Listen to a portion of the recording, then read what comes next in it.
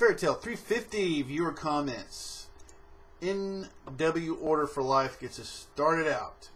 We definitely need to hear more about why that ice is special. But I like how the city is actually being protected by this magical ice. You know, I thought it was just captured, but now, right, it spins it. Maybe this is a protective thing is what it looks like. So it's pretty awesome. You continue on. Now the question is, who cast that ice and why was the city being attacked? Also, doesn't this contradict Flair's story? Ooh, Flair line. I would love it. Please be evil, Flair. Didn't she say she wanted to melt the ice and save her town?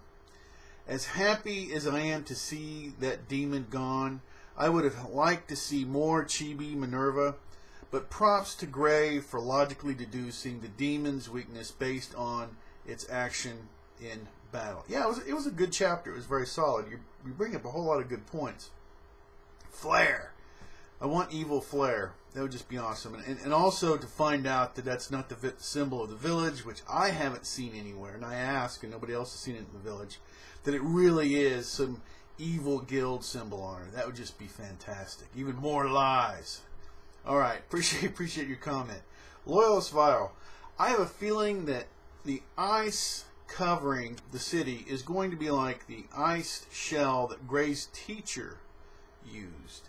It would be awesome if it was, and the person who used it found a way to get around the whole thing without it kills you. I didn't mind if I see more Chibi. I think it could give some more interesting fights. Gray versus Dorte was pretty cool. Seeing him use his childishness as a weapon at that point, I think Gray is becoming a better character than Natsu. That's right. Well, you bring up a good point. Gray's definitely coming up, but I mean, let's just remember his character.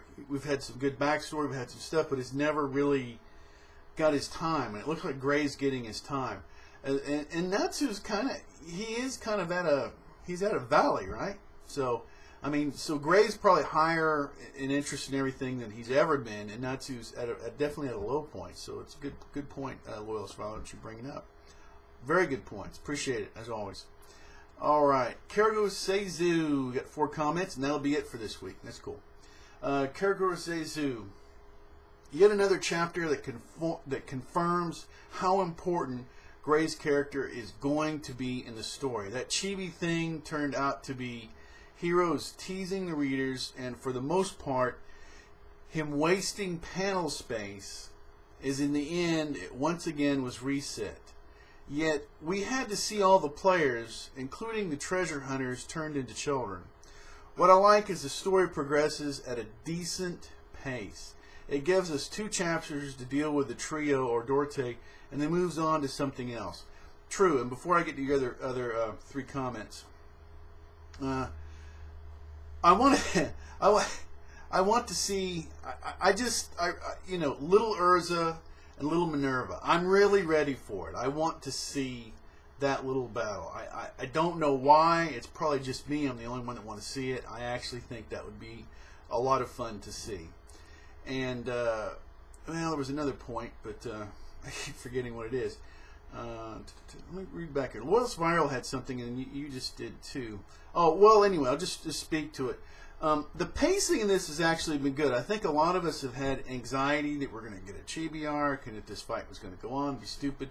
But I think that we've kind of been burned by Hero a little bit. And even though these last couple chapters were pretty good, I think we're all kind of, okay, he's going to mess us up. But he didn't, and it all turned out. And the pacing and everything, I think, worked out great. Especially if we're done with that particular demon. Him and his whole, you know, Chibi stuff is, you know, yeah, whatever. But I still wanted to see Urza and Minerva a little fight. I don't know why. I just think that'd be funny. But anyway, moving on. Okay, it looks like we're not, but anyway. Okay, Karago Seizu continues. So we get a clue of where the story will take off now. Apparently something by the name of Gates to Hell or Hades, has opened a little to no surprise. Fairy Tail had something to do with it. I could start nitpicking and remind the author that the previous arc also revolved around a magical gate. We are getting into a lot of gates. The Eclipse Gate, which also supposedly impossible to shut once open, not to mention impossible to destroy. That is, if you do not have a stellar spirit mage or a giant dragon at your disposal. Yeah, it did work out that way. So, very good points. So Duarte left us with the sentence, "The gates of hell have been opened." Krober said the gates of the netherworld are about to open. If we note that the name of the Guild Tartarus itself is a synonym for both these terms, it starts to become clear to me that it's the third element of the Balam Alliance that Fairy Tail is up against this time. Before this arc started, I wrote in the comments that I expect the story to go in that way, though after a couple of chapters, it didn't seem like it. After all right next to Zeref, Acnologia, Missing Dragons, Lumen Historia, dealing with the Balam Alliance is the most exciting ordeal the series has to offer.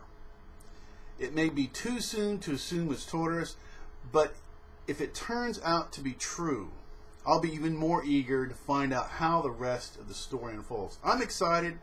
I think it's going to be awesome. And especially since we've gotten past, I think we've gotten past our anxiety so far. It was a good, just this chapter and the last one, it was handled very well. It was actually a lot of fun. I just hope, that Hero doesn't throw us for any more stupid curves. So we'll see. Excellent points, everybody. I really do appreciate it. That's going to be the end for this week's Fairy Tail viewer comments. Anybody can be an anime fan. You can always subscribe. You can always unsubscribe. You can do anything you want to. Until next time, take care.